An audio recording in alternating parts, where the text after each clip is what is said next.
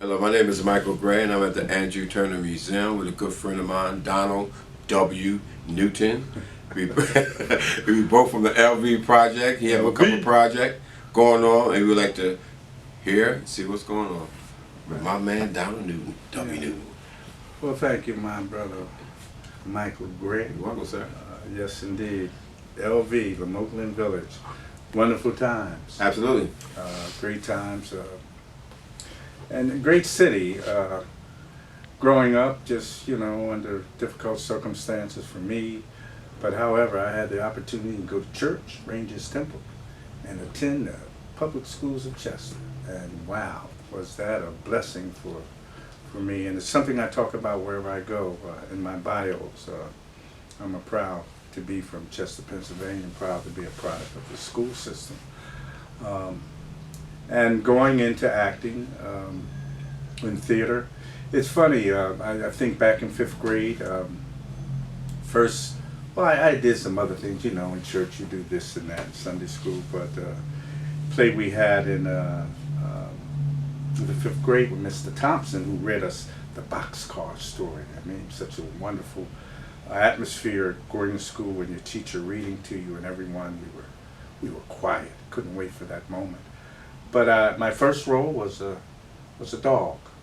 I think it was a Christmas Carol, but rough. Oh, I mean, it was awesome. But from there and being inspired, schools here, I attended Booker T. Washington, Dewey Mann with Miss Sharp, Douglas Junior High School, London Jones, and Chester High School graduate, proud Chester High School graduate. But Mr. London Jones at Douglas Junior High School had a great influence on me, just in terms of when I saw his picture in the paper and the show he performed in on Broadway, I was in awe. Needless to say, he was a mentor for us. Him, Mr. West, I played football, played on the basketball team. And Mr. Jones was just one that recognized and was there, always had an ear for you, to listen to you, always had words to say. And he was an actor, which is like, well, what does that mean? Worked at Hedgerow Theater, and I guess it inspired me. Given circumstances I lived under, just the opportunity to express myself was very important for me. Graduating from school, went to work, got married, lovely woman, Esther Snow Newton, and who's been my rock through all these years. God bless, she still keeps the light on me. I still have a home to go to. I'm happy. But getting involved in theater just was inspiration for me. It was a difference. Needless to say, that church background was a different. We grow up, we go astray, we do this and that, but those things, the church and my involvement in the arts activities, theater specifically, just made a difference in my life. And I've been blessed to have some wonderful opportunities. Been on the road, traveled the country, the East Coast, Philly, New York, tri-state area here, Washington, D.C., Atlanta, and going west, Detroit, California, where have you, toured and all of that. But coming home, I came back home here to Chester. I was on the road, I was out on the road, living in Atlanta, doing some wonderful work there. I worked on different projects as an arts administrator, etc., in D.C., as well as in Atlanta. And I had an opportunity to perform off Broadway in New York and tour. But it was time to come home in '98. And I came home and curious to see what's going on, curious now to get the lay of the land, just in terms of, well, what's happening, what's going on. And then still had the opportunity to do some other work. Had an opportunity to go to Detroit, and in that time, I think it was '02, to work on an after-school project when after schools were becoming very popular then. Right. And we were developing what we thought would be a national model. Good project, just unfortunate that things just didn't work out. But came home and got involved in, they were building going to build an arts and culture center, a new development there over town there, where now you have where the towers were. Right. And now, of course, you have senior housing. And what was supposed to go in that space was an arts and cultural center that we ended up coming up with the name of Chester Arts Alive for the organization. Unfortunately, that didn't happen. Sadly, that didn't happen. That's still a priority for me and others, and it's something that I hope that we can come together on in this city to see happen. We need one. But a number of things have happened, and through Chester Arts Alive being a founding board member of the organization, you know, some good things happened.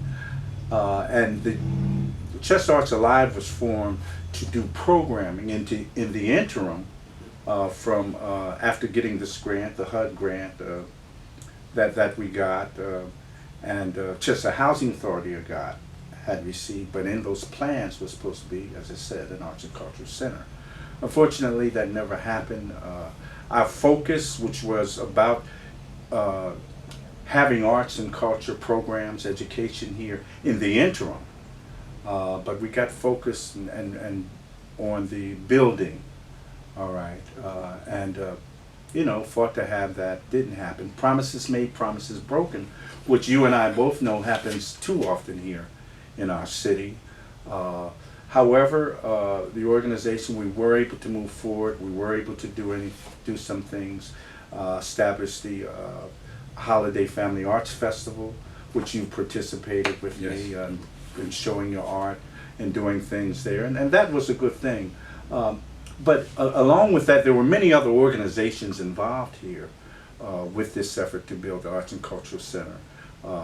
At that time, it was Freeman's Arts and Cultural Center, now NIA Center, Andre Cafe Acoustic, Chester Education Foundation, Hedgerow Theater, Community Arts Theater, Darlington Arts Theater on the outside, as well as People's Light and Theater.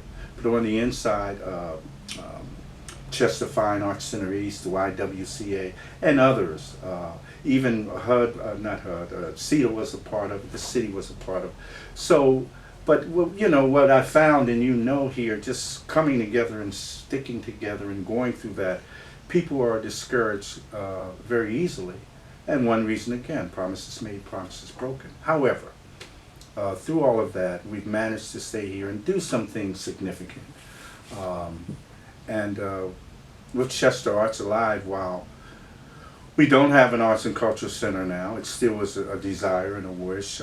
Other things have happened. Bringing things more up to date, we can talk about the project which started out as the 3 C's, Chester Cultural Corridor.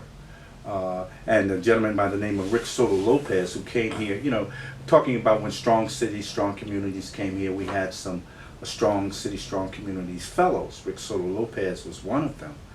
And in being here, I'm going back to 2012, and noticing Deshawn Park. And looking at the Deshawn Park Museum and thinking of it as a mausoleum. Of course, he did the research and whatnot, and then discovered the great history that park had, the great service it was to this community for so many years. I mean, we celebrated, as a result of that, we celebrated 100 years there, Deshawn Park, Deshawn Park. Of course, that includes the Deshawn Park Museum, and the history of that is real rich. What it provided for the community was, you know, made a difference. We don't have it now, and efforts have been made. We've been able to accomplish some things through that. The Chester Cultural Corridor consisted of the City of Chester, Wayne University, Chester Arts Alive, Pennsylvania Humanities Council. That was the first part of it, and applied for some grants. Great lesson in that. Able to move forward, and then just recently, you know, out of the Chester Cultural Corridor and that effort came the Chester Made Project. And of course, other partners came on with that. Gas and Electric Arts with Lisa Jo Epstein, and the Artist Warehouse, Devin Walls, of course. And over the year from, what was it, like July 14 through coming around through this year, We were able to get a grant from Pew through Pennsylvania Humanities Council, Lori Zier, and some wonderful things happen here in Chester. Storytelling, using storytelling as a way for the community, in my eyes, to express themselves, for the community to empower themselves, for the community to say what's on their mind and affect policy. All right, which something talking about that our community needs to understand the power that we have, especially when we stand together. I know you know that. And some great things was accomplished here, just in terms of the community having the opportunity to express themselves about arts and culture, what it meant to them. We had two major questions: what recent event has affected you where arts and culture was concerned? And, oh my God, the stories we got, the stories we received from seniors, young people, and everything in between, everyone in between. And that going, needless to say, citywide, regionally, and nationally, it was a good project and a great future. And Chester Arts Alive, as I said, we've had our struggles. Our struggles has been getting people that are committed. I mean, we started out great with the building of the cultural center, and needless to say, things happened, or didn't happen, I should say. And people, again, promises made, promises broken, fell off. Unfortunately, that's something that exists in our city. No hope in many cases. But however, things are changing. Let's talk about, accentuate the positive. Absolutely. The work you're doing. Okay. All right. And the work the Artist Warehouse is doing with Devin, downtown Chester now.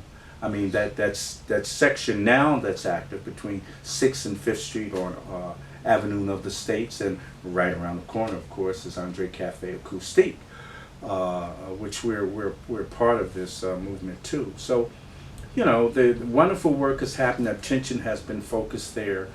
Devin, Mike, and Abu's Juice House, Mike's open mic place. They're doing some wonderful things. Arts on the Avenue of the States, the art gallery there. Some wonderful things are happening. Up the street there, you have the Delaware County Historical Museum. So there's great potential here yet in Chester. I'm happy to be a part of it. I've been in the business now, working in the arts for 46, 7 years now. Happy about that. Had some great opportunities to work in that, do special events, travel the country.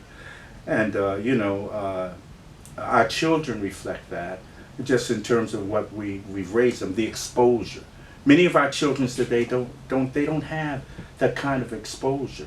And that what we have to bring back to the city. Mm-hmm. We got to get together.